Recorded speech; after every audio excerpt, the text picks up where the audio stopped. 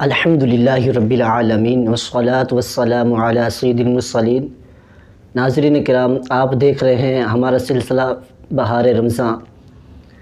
الحمدللہ رمضان المبارک جاری و ساری ہے اور اپنی خوب برکتیں لٹا رہا ہے۔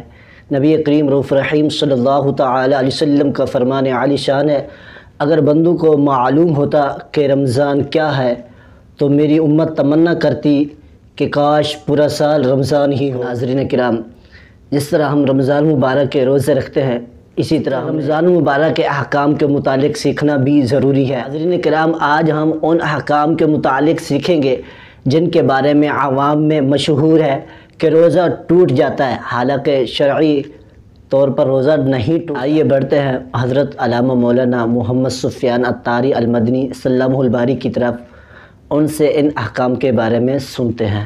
نحمدہ ونصلی ونسلم علی رسولہ الکریم، اما بعد فاعوذ باللہ من الشیطان الرجیم، بسم اللہ الرحمن الرحیم۔ قال اللہ تبارک و تعالی فی القرآن العظیم، ان اللہ وملائکتہ یصلون علی النبی یا ایھا الذین آمنوا صلوا علیہ وسلموا تسلیما۔ درود پاک، الصلاۃ والسلام علیک یا سیدی یا رسول اللہ وعلی آلک و اصحابک یا حبیب اللہ۔ حمد و صلوات کے بعد عزیزان گرامی، بحمد اللہ تعالی ماہ رمضان المبارک جاری و ساری ہے اور اس کی برکتیں ہم لوگ سمیٹ رہے ہیں۔ اللہ تبارک و تعالی اس ماہ مبارک کے صدقے سے ہماری بے حساب بخشش و مغفرت فرمائے۔ اللہ پاک ہمیں ماہ رمضان کی برکات سمیٹنے کی توفیق نصیب فرمائے۔ آج بڑے ہی اہم موضوع پر ہم کچھ گفتگو کرنے جا رہے ہیں۔ روزے کے اندر کچھ ایسی باتیں ہوتی ہیں کہ بعض لوگ سمجھتے ہیں کہ شاید ان باتوں سے ہمارا روزہ ٹوٹ گیا، حالانکہ اس کی وجہ سے روزہ نہیں ٹوٹتا۔ لیکن ایسی غلط فہمیاں ہیں کہ لوگ لا علمی کی بنا پر یہ سمجھتے ہیں کہ روزہ ٹوٹ گیا، پھر وہ کھاتے پیتے رہتے ہیں اور اپنا روزہ ضائع کر بیٹھتے ہیں۔ تو بڑی توجہ سے سننے والی یہ باتیں ہیں اور نوٹ کرنے والی یہ باتیں ہیں کہ کون کون سی ایسی باتیں ہیں کہ جو عوام میں مشہور ہے کہ اس سے روزہ ٹوٹ جاتا ہے، لیکن ان باتوں سے روزہ نہیں ٹوٹتا۔ کم و بیش علماء کرام نے 19 ایسی باتیں نوٹ کی ہیں کہ جس سے لوگ یہ سمجھتے ہیں کہ روزہ ٹوٹ جاتا ہے۔ تو ایک ایک کر کے یہ ساری باتیں انشاءاللہ گوش گزار کی جائیں گی۔ سب سے پہلے یہ غلط فہمی پائی جاتی ہے کہ قے آنے سے، الٹی کرنے سے روزہ ٹوٹ جاتا ہے۔ مطلقاً قے آنے سے روزہ نہیں ٹوٹتا، اس کی صرف ایک صورت خاص ہے جس سے روزہ ٹوٹتا ہے، وہ یہ ہے کہ جب بندہ قے خود کرے جان بوجھ کر، اور پھر وہ قے ہو بھی منہ بھر کے، پورے آب و تاب سے وہ قے آئے، اور تیسرا اس وقت روزہ ہونا یاد بھی ہو کہ میرا روزہ ہے۔ تو یہ 3 صورتیں جب پائی جائیں گی تو تب قے سے روزہ ٹوٹے گا۔ ادروائز خود بخود قے آئی، تھوڑی آئی یا زیادہ آئی، اس سے روزہ نہیں ٹوٹے گا۔ جان بوجھ کر قے کی اور تھوڑی کی، اس سے بھی روزہ نہیں ٹوٹے گا۔ اور اسی طرح خود قے کی اور منہ بھر کے کی، لیکن اس وقت روزہ ہونا یاد نہیں تھا کہ میرا روزہ بھی ہے، تب بھی روزہ نہیں ٹوٹے گا۔ 3 باتیں پائی جائیں گی تب روزہ ٹوٹے گا۔ جان بوجھ کر خود قے کرے، انگلی منہ میں ڈال کے یا کسی طریقے سے، اور پھر وہ قے منہ بھر کے ہو، اور تیسرا روزہ ہونا یاد بھی ہو، تو پھر بندے کا روزہ ٹوٹے گا۔ ادروائز مطلقاً قے آنے سے بندے کا روزہ نہیں ٹوٹے گا۔ جو دوسری غلط فہمی ہمارے درمیان پائی جاتی ہے وہ یہ ہے کہ روزے کی حالت میں بندہ سو گیا اور सोने से बंदे को एहतलाम हो गया, यानी वो बालिग है, उस पर गुस्ल फ़र्ज हो गया, कोई ऐसी ख्वाब ख्याल आए उसको जिससे गुस्ल फ़र्ज हो गया, तो बाज़ लोग समझते हैं कि शायद इससे भी रोज़ा टूट गया।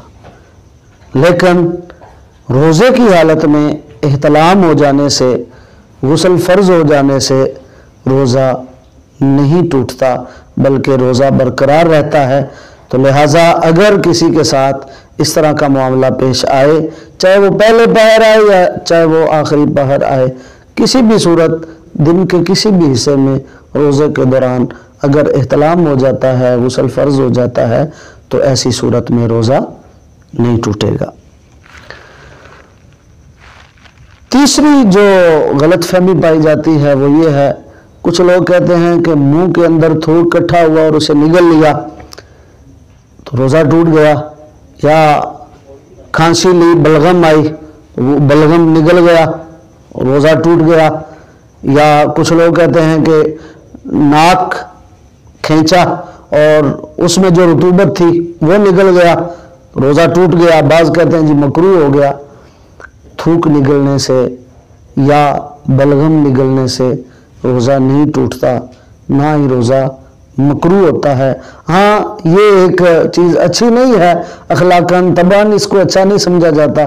तो ज़्यादा थूक जमा हो जाए या बलगम आ जाए तो उसे थूक देना चाहिए, निगलना नहीं चाहिए। लेकिन अगर कोई निगल गया तो उससे उसका रोज़ा नहीं टूटेगा।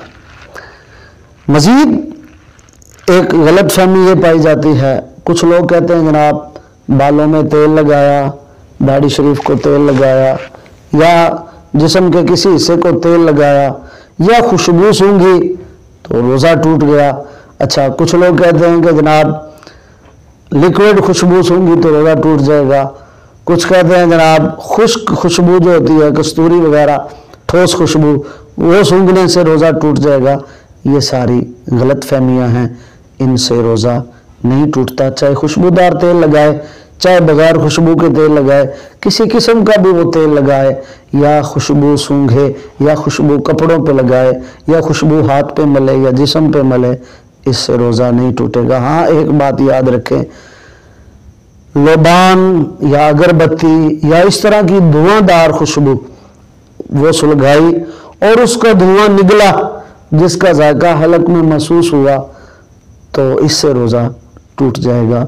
इस तरह की कोई चीज़ नहीं निगलनी है, इससे महफूज रखना है ताकि हमारा रोज़ा बरकरार रहे, रोज़ा टूटने से महफूज हो जाए। जो पांचवी गलत फहमी पाई जाती है वो ये है कि जनाब अगर किसी की सहरी में आँख नहीं खुली, सोया रह गया, जब उठा तो फजर की अजानें हो रही थी, सहरी का वक्त ख़त्म हो गया था, तो वो समझता कि हमने सहरी नहीं खाई तो हमारा रोज़ा ही नहीं हुआ। तो ये भी एक गलत फहमी है।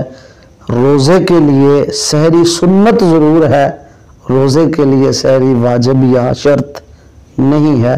अगर कोई बंदा सहरी नहीं खाता, जानबूझकर नहीं खाता या भूले से सोया रह जाता है और वो सहरी नहीं खा पाया, तो जब उठा अगर निस्फ निहार आधे दिन जब सूरज सर पे होता है तो उससे पहले पहले अगर वो नियत कर लेता है, और नियत करने से पहले सुबह सादिक से लेकर अब तक कोई मुनाफी रोज़ा, रोज़ा तोड़ने वाली कोई चीज़ नहीं की, कोई अमल ऐसा नहीं किया, तो अब अगर वो नियत कर लेता है तो उसका रोज़ा हो जाएगा।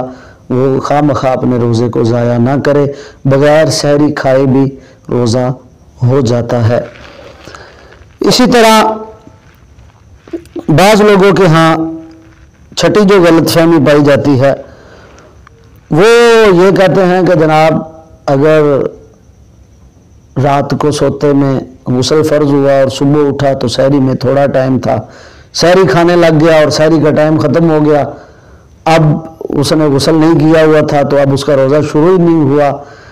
और बाज़ कहते हैं जनाब अब रोज़े के दौरान गुस्ल नहीं कर सकता तो सारा दिन बेगुस्ला ही रहेगा, जब इफ्तार करेगा तो फिर जाकर नाक में पानी चढ़ाएगा या गरगरा करेगा तो फिर जाकर उसका गुस्ल उतरेगा, ना दिन में नमाज पढ़ सके ना कुरान पढ़ सके। ऐसी बात बिल्कुल नहीं है। रोज़े के दौरान गुस्ल किया जा सकता है, नहाया जा सकता है, کلی کی جا سکتی ہے، ناک میں پانی ڈالا جا سکتا ہے۔ ہاں اتنی احتیاط علماء نے لکھی ہے کہ روزے کے دوران غرغرہ نہ کرے اور ناک میں پانی کھینچے نہ، تاکہ نرم باسے اور ہڈی تک پانی نہ چڑھ جائے، اس چیز کی بس احتیاط کرے۔ کلی کر سکتا ہے، ناک میں پانی ڈال سکتا ہے، اور ویسے بھی غسل کے اندر کوئی غرغرہ کرنا فرض یا واجب تو نہیں ہے، اور نہ ہی اتنا پانی کھینچنا کہ نرم ہڈی کو جا چڑھے، یہ بھی کوئی فرض یا واجب تو نہیں ہے۔ ہاں البتہ نرم ہڈی تک پانی پہنچانا یہ ضروری ہوتا ہے، اور کلی اچھے طریقے سے کرنا یہ ضروری ہوتا ہے۔ تو ایسی کلی یا ایسا ناک میں پانی چڑھانا جس سے پانی حلق تک پہنچ جائے یا ناک کے نرم بانسے سے اوپر چڑھ جائے، تو یہ روزے کے منافی ہوتا ہے۔ تو یہ عمل نہ کیا جائے، لیکن اپنا غسل اتار لیا جائے، جس سے ہم پاک ہو جائیں، نماز ادا کر سکیں اور تلاوت قرآن کر سکیں۔ تو یہ غلط فہمی نہ رکھی جائے کہ جناب اس کا غسل نہیں اترے گا یا اس کا روزہ نہیں ہوگا، روزہ بھی ہو جائے گا، غسل بھی اتر جائے گا۔